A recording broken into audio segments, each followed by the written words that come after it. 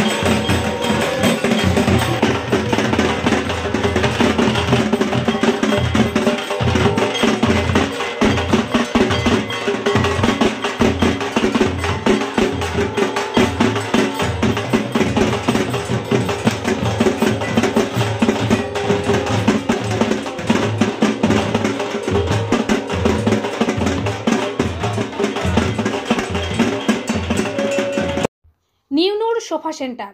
এখানে সমস্ত রকম সোফা পাইকারি ও রিটেলে বিক্রয় করা হয়। সমস্ত সোফা নিজস্ব কারখানায় তৈরি করা হয়। প্রোপাইটার হানিফ হোসেন খাঁ ও রুহুল হোসেন খাঁ, বড়ডোঙ্গল হাটতলা সিনেমা হলের সন্নিকটে, হুগলি। যোগাযোগ 7797170093 এবং 9382003105।